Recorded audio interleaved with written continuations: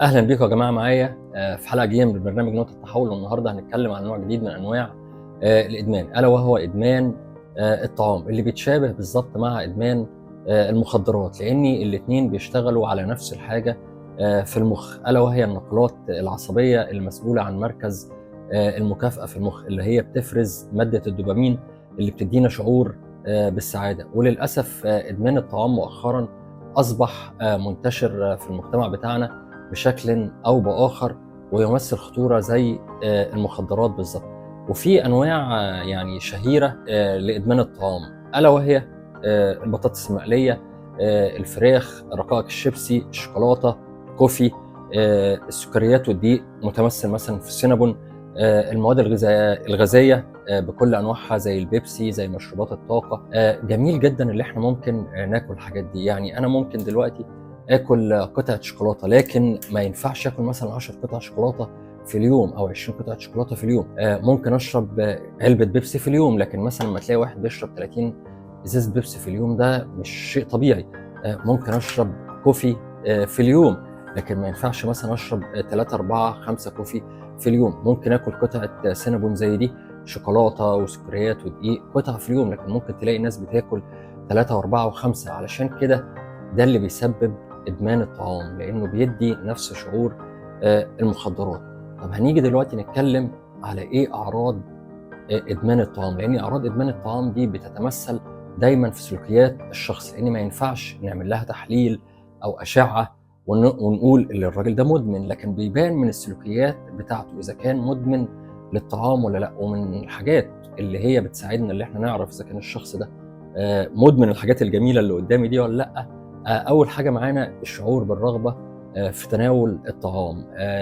طب هتقولي لي طبعًا ما الكل بيحب ياكل الطعام، هاقول لكم صح بالضبط، لكن الشعور في الرغبة في تناول الطعام طول الوقت، طول اليوم أنا عاوز آكل، عاوز آكل، عاوز آكل، عاوز آكل. تاني حاجة هتلاقيه دايمًا عنده زيادة في معدلات الأكل بتاعته، يعني بياكل بدل الطقة طقتين و3 و4، دايمًا بياكل، بياكل، بياكل.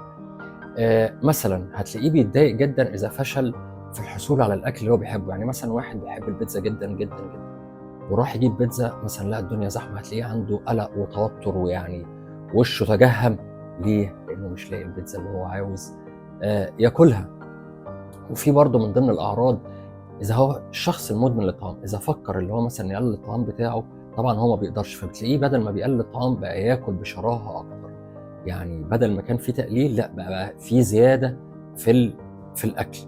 النقطة اللي بعد كده في الأعراض اللي هي عدم السيطرة على النفس، يعني ممكن يكون لسه واكل بقى له ربع ساعة، لكن مثلًا شاف حاجة من اللي هو بيحب ياكلها، هتلاقيه بياكل تاني، معنى كده اللي هو فقد السيطرة على نفسه، زي بالضبط مدمن المخدرات لمّا بيفقد السيطرة على نفسه أمام المخدرات اللي هو بيشربها. حاجة كمان اللي هو ما بيهموش نظرات الناس اللي حواليه. النقطة اللي بعد كده اللي هو دايمًا بتلاقيه بيبحث عن مبررات علشان ياكل، يعني مثلًا لسه واكل بس لقى العيلة مثلًا بتاكل، في مبرر أصل العيلة بتاكل فأنا هاكل معاها، ودايمًا برضه بتلاقيه بيحاول يختفي عن الناس علشان ياكل وما حدش يقول له أنت بتاكل كتير ليه. والنقطة اللي بعد كده اللي هو فعلًا ما بيقدرش يوقّف أكل، يعني طول الوقت تلاقيه بياكل، هتلاقي في إيده أي حاجة بياكلها حتى لو سناكس، لكن المهم اللي هو يفضل ياكل. وزي ما قُلنا اللي هو دايمًا بيبقى عنده شعور بالضيق والقلق لحد ما ياكل، يعني أول ما ياكل هتلاقيه بقى قاعد مبسوط وفرحان، لكن قبل ما ياكل هتلاقيه وشه متجهم، ضيق، قلق. أول ما ياكل سعادة، فرح، بيبقى مبسوط جدًا. النقطة اللي بعد كده في الأعراض اللي هو أحيانًا ممكن يستغنى عن اللي هو يروح العمل بتاعه أو النشاطات الاجتماعية اللي هو بيعملها في حياته علشان ياكل بس. فدي كلها أعراض إذا كانت موجودة في شخص أنت تعرفه أو شخص من العيلة، اعرف تمامًا اللي هو مدمن للطعام. وللأسف الظاهرة دي بقت منتشرة جدًا في المجتمع بسبب انتشار كمان الأكلات السريعة. ودايمًا برضه من ضمن الأعراض اللي أنت بتلاقي الشخص المدمن الطعام بيبعد عن الأكل الصحي، دايمًا بياكل fast food، بياكل شيبسي، بياكل شوكولاتات، بياكل حاجة فيها سكر ودقيق زي السينابون.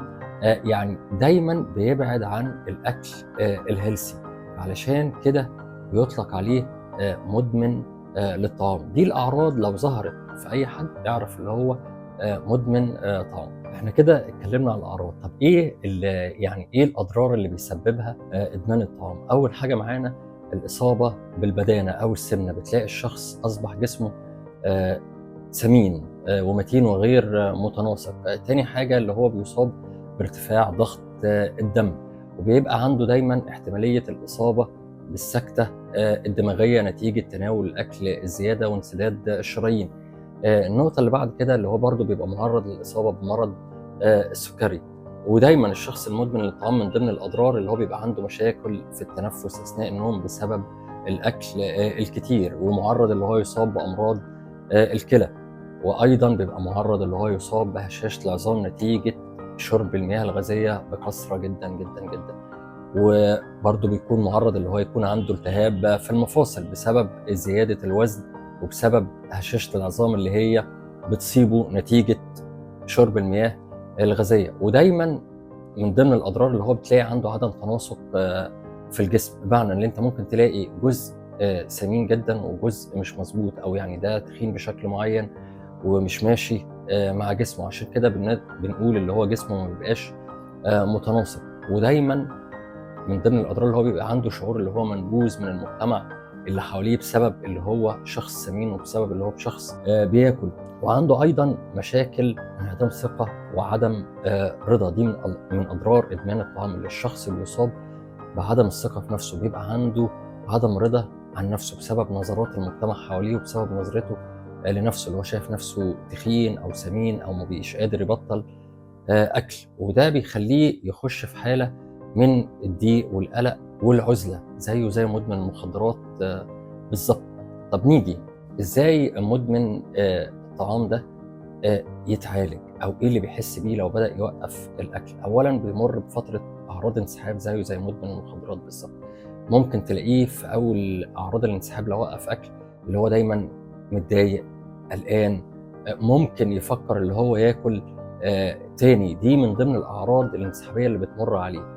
طب العلاج بتاعه بيتم ازاي؟ اول حاجه بنقول معانا بيكون في علاج دوائي. علاج دوائي ليه؟ لاني بسبب السمنه المفرطه وبسبب تناول الطعام كتير بيحصل له مشاكل في الجسم زي ما قلنا، اللي هو مثلا ممكن يكون عنده ارتفاع ضغط دم، عنده سكري، جاله مشاكل في الكلى. فبنبدا نديله ادويه تعالج الامراض المصاحبه لنتيجه ادمانه للاكل. تاني نقطه معانا في العلاج اللي هو العلاج السلوكي المعرفي، اللي احنا بنعرفه ازاي يتعامل مع نفسه. بنغير له طريقه حياته او اللايف ستايل بتاع حياته، وحتى بنغير له افكاره، لان دايما مدمن الطعام لما بيجيله افكار سلبيه في دماغه بيروح ياكل علشان يشعر بالسعاده. فبنبتدي نعوده ازاي يتعامل مع هذه الافكار. وتيجي النقطه اللي بعد كده اللي احنا بنعمل له مجموعات دعم ليه، سواء مع مدمنين طعام متعافين او حتى جلسات مع الاسره بتاعته علشان يساعدوه ويتقبلوه، يساعدوه في رحله العلاج بتاعته. هنا انتهت الحلقه بتاعتنا، واذا كان عندك اي سؤال، عندك اي استفسار، احنا موجودين علشان نساعدكم، وقنواتنا على السوشيال ميديا موجوده، وبادروا بالاتصال بينا علشان نقدر نساعدكم. كان معكم وليد خطاب، Addiction Recovery Coach.